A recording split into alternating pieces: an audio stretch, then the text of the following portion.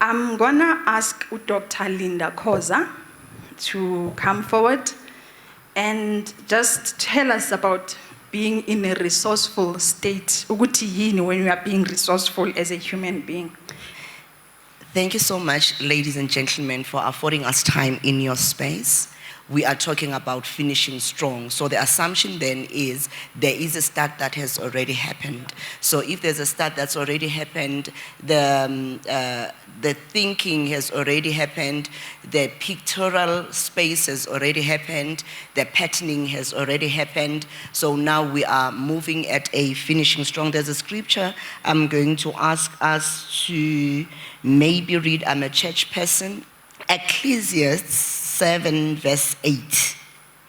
The end of a matter is better than its beginning, and patience is better than pride. Luke 14, 28 to 30. Suppose one of you wants to build a tower. Won't you first sit down and estimate the cost to see if you have enough money to complete it? For if you lay the foundation and are not able to finish, everyone who sees it will ridicule you, saying, this person began to build and was unable to finish. When I was a little girl, going through school, I was an athlete. The most important thing, especially with relay, the critical thing was the start and the finish.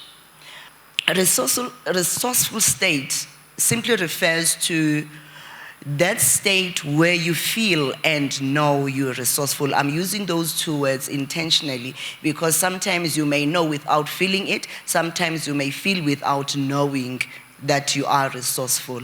And so you need to be aware of both. Sometimes when you feel I'm resourceful, what is being resourceful? When you are resourceful, you are at a state of confidence. You are at a state of knowing that if I take that first step, it's going to be doable. And it brings then inside of you a sense of achievement. From designing, which is my childhood background, from designing, when you design a pattern, you have it in your mind first. You have the complete product in your mind. You have the complete dress, if it's a dress, in your mind. So basically what then being resourceful is in that state of that pattern being complete and you feel it, you're excited about it, you know you're going to make it. Now, the distance between that pattern and that excitement about it, the distance between it and the finished product is knowledge. What you know and what you do not know. Your limiting thoughts and your encouraging thoughts. Resources availability and resources non-availability. I always say when God is going to answer your prayers, He'll always give you people. He'll give you power people, He'll give you roof tearing people, He'll give you your journey people, He'll give you cross people, but He'll give you people. So when you move from the unknown to the known, the space in between is the most critical one. Say knowledge. Say knowledge. Even in our Bibles, we all know it's a scripture we always get into. My people perish for lack of knowledge. Let me put it this way. My people perish for ignorance. Or because of ignorance. Ignorance as in two. Ignorance, the knowledge you don't know, and ignorance as in ignoring the knowledge you know. They both work the same way because it's knowledge untapped. I've already made an example with me. Registering for law. I've registered for law. And in that period of time, I must be done with everything that is together with this. Maybe let me take you through the whole process. You'll mention this is what I want to achieve in 5 years, or this is what I want to do in 5 years, or this is what I want to change within 5 years. The next step, I'm going to invite you to go into a time in your life where you felt very resourceful, where you picked up an idea and you did it and you felt good about it. Let's go to a time maybe in your life where you fell in love. that time you finished grade 12, or that time you bought a new car, or that time you achieved or you finished your house, or that time you just painted your shack, whatever it is, or the first time you bought your own shoes yourself. So go to that time, to that moment, and feel and think and bring it to the now, and bring it to the now moment. Once you have done that, that is your resourceful state. So you've got to tap into your imagination space. Those things are not there just for being there. God is demanding two things of you. He's demanding you to think, and he's demanding you to imagine. And you can never imagine above your exposure.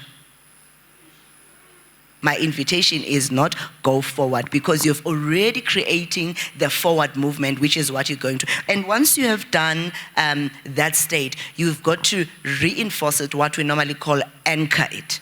And negative anchor is what creates phobias. Every phobia is an anchored state.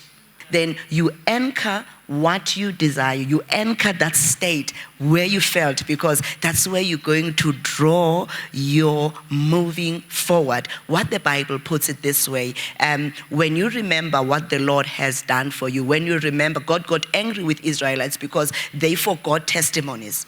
They forgot what he did. That's basically what we're talking about, that you go back to your resourceful state, you go back to that time where you felt best the most, and you tap into that, you anchor that. Right. Okay. First thing, you're going to acknowledge who you are. What is your name? Just say your name. What is your name?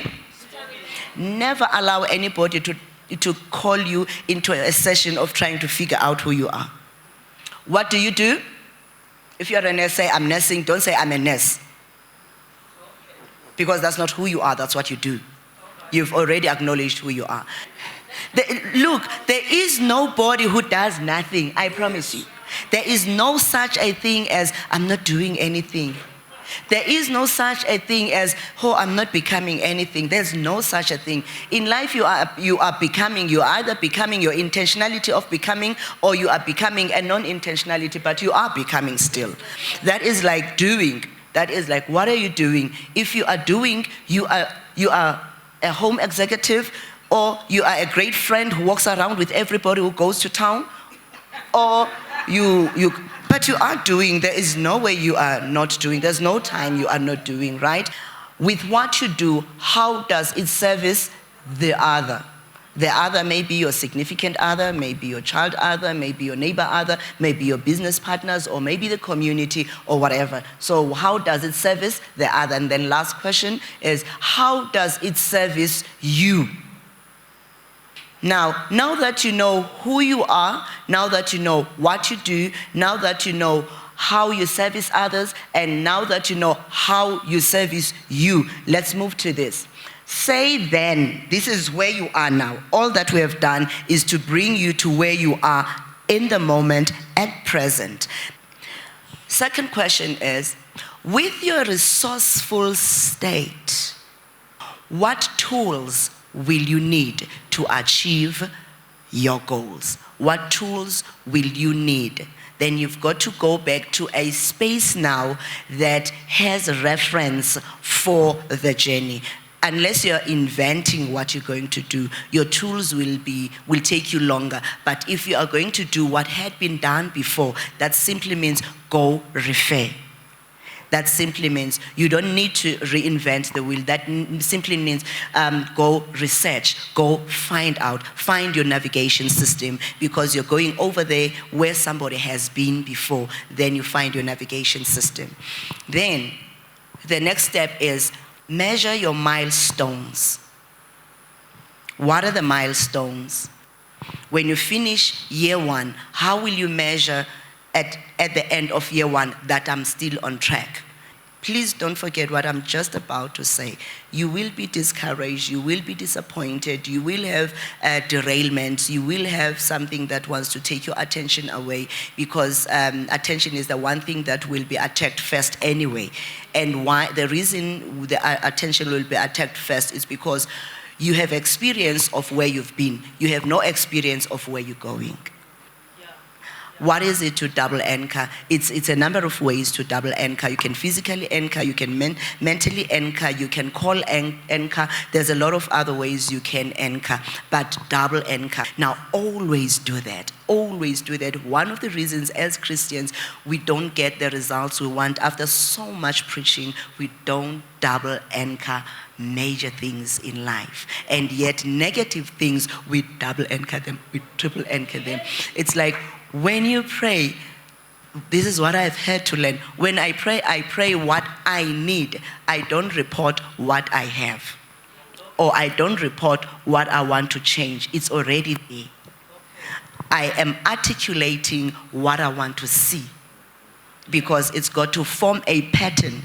Until that pattern becomes tangible, then I can have my feet and properness in it and then move with it. You want to be at a state with what you are at your mastery of life to a state where it is on auto. But to get there, there are steps. The most trying time, I'm going a bit fast, I'm going to skip some steps. But the most trying time is pendulum state, right? Because at pendulum state, the experience, you know. You are an embodiment of your past experiences, right? And when you are as you are an embodiment of your past experiences, that knowledge is on auto in you. And that knowledge forms your gravitational pull. Gravitational pull, we all know, it refers to it's up, then it's down. It's not going to move from my hand and go up unless another force is applied. But there is another law, there's other laws that can apply to supersede the law of gravity. One is the law of aerodynamics. Now, to get into that law of aerodynamics, you've got to build momentum. Because remember, at pendulum, you're looking at where you're coming from. It feels familiar. You are sentimental with where you come from. It's predictable. You know how it looks like, the touch and feel of it. You have got everything about that, right? But where you're going to, you have no reference except for the knowledge that you have. So you're swinging toward where you're going to, maybe smaller. And you swing toward what you are used to, you may make big swings there. That is gravity. You are being pulled to what you already know. Now, you've got to then intentionally, you've got to apply a law that is called a law of intentionality first. Once you apply the law of intentionality to make a swing, you've got to build momentum within you. When you build that momentum within you, you know that your target is to swing yourself to your unconscious competence by first touching your conscious competence, where you know this is now what I know. Whereas you come from not even knowing what you don't know to knowing what you don't know. And then you now know it to a point where what you know, it's on auto. Are we still together? Now, to get yourself, you've got to then be careful of the tools that are used at the low point. One, your languaging of oneself. Languaging here not referring to English, Zulu, Khoza, and other languages, referring to how you language your thoughts, how you language yourself, how you language your desires. Because at that point, the question is, have you engineered your desired end into your daily movement? Okay. It is your daily practice that will take you over there, because you can have that desired end, but if your daily practice doesn't take you there, you're not going. It doesn't matter how much you have internalized the idea. There is what is called pendulum trumming. Pendulum trumming, it's like when you play a guitar, you trum. With pendulum trumming, you work between the important versus the urgent. Urgent things, emergencies have a way of bullying the important, because not always the important is forcefully saying, I'm here, you've got to do me. But if the time that you spend, remember, time is currency. And so you trade with time. What you trade your time for is what will come to you, not your desire always. So if you trade your time for your desired end, you will get what you desire. But if you trade your time for what seemingly is urgent now, you're going the direction of what is urgent now, and you're borrowing from the time of the importance. You need to commercialize relationships, because this is the time now you need a lot of energy to move yourself forward, because forces are moving yourself to what you are used to. So commercialize relationships. Trade your time with relationships that matter toward the goal, toward the goals where you're going, right? And when you commercialize relationships, it is not only what comes to you, it's what comes to you and what's in it for the other. What is it that is in you that you can invest on the other for the other to release their best to take you forward? Now, a transaction of commercializing relationships, you've got to bring yourself into an awareness. Where am I talking now? Am I talking at adult? Because it's going to mirror by the response I get. But then, same example, if I talk to you, say, I'm going to this event, really, I need your company, please come with me. And you say, my day is full today, but here's what I'm going to do to you. Go, you are well able. I know you're going to make it. When you get there, call me. I'll give you a pep talk. I'll make sure that I'm there with you. And then we said, oh, okay. Then I go without you. You have answered me at adult. You need people who will empower you, because that person did not bring anything else outside of you. They went into your internal locus of control and encouraged your internal locus of control to be activated, so that your mind is settled in knowing that I can actually do this with or without you. I am seated with that understanding and knowledge, because where I am going, it is important. Now, one of the last things that I will work with, at that space, you need to create rhythm. All right. Because if you don't create rhythm at that state, remember, your biggest drawback is what you are used to. It's your normal. That pulls you into your gravitational pull. Now, you've got to allow another law, which is called the buoyant force. That is the buoyancy law, the law that keeps you afloat. At that, you may not be moving, but you're not sinking. Okay. So it keeps you there. It keeps you there, because the one thing you must manage, don't sink, don't go down, don't get yourself down there, because when you get yourself down there, you will sink lower, because you will sink at discouragement. Because you will find yourself not where you started. You will find yourself further than where you started. Right? Now, when you are at buoyancy, you need to apply another law that is called the law of aerodynamics. The law of aerodynamics is able to supersede the law of gravity. The law of aerodynamics is what the aeroplanes you use. Like example, an aeroplane will be moved backward. If it were to talk, it would say, where are you taking me to? I'm not supposed to move backward. But the backward movement is to build momentum. So when you are building momentum and you take energy, remember then inside this thing there are systems. And when it finally takes off and it's in the air, and when it's up there, there comes a storm. And the pilot doesn't see anything that is happening. But the pilot won't stop the aeroplane because there's a storm. Are we together? But now what they do, when you see outside there's clouds, there's storm, they see the same thing. Just because they're pilots, they don't have a different side. In front of them, it's the storm, it's the cloud. They also don't see. But at that point, they switch into trusting the system. And they know the system will land them safe. Okay. So it is the built systems in you that at turbulence, at storm, and because the storms are forcing you backward and you want a forward movement, switch. Trust the systems. And those systems are not outside of you. Those systems are inside of you. That is when you do you with your internal lotus of control. Because at that point, there isn't a friend to pick you.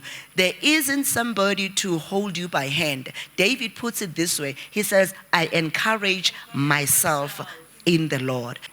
As you move yourself forward, you must always keep in your focus where you're going. Write it down, draw it, take pictures, keep it there. Don't allow anything to take it out of your sight. And then the last question then, when you are at that point is, have you engineered yourself to achieve your goals on record time? What do I mean with that? You can have a thought and a desired end, but the engineering of it talks to the mapping, talks to the time frames, talks to who is involved or not involved, talks to empowering systems that you have, so that should there be a need, you are able to do the switch. Now, when your external lotus of control is not in balance with your internal lotus of control, trust your internal lotus of control. Right? Because this is where it all comes from. Jesus doesn't sit outside of you either. He sits inside of you. So as you engineer your systems, there are times that you really need to work with yourself like a project. Before you get there, you're excited, it was mentioned, you are excited about that, but before you get there, do the ram drum. Do it until it's natural inside you. Even practice, when I am at that point, how am I going to sound like? Who is going to be around me? Until the movement for there is natural. If you do it that way, you will not fail. And you will save yourself a lot of times. And you will say a lot of time, and you will save yourself a lot of hurt from other forces of life, be it people, be it exposure, be it anything. When you work with your internal lotus of control and rhythm, ram drum, and then you know your timing, creating a rhythm so that you are able to pace yourself according to you. Ladies and gentlemen, lastly, I want to say to this one. Philippians 3:14 puts it this way: press on toward the prize which God has called you heavenward in Christ. So there's a word, be it your goal word, be it your achievement word, be it Christ word, but there's a word you are moving toward too. So always make sure that flight that is up there, the storms are not there to bring it down. The systems inside to keep it there. So stay there and keep on keeping on. Stop at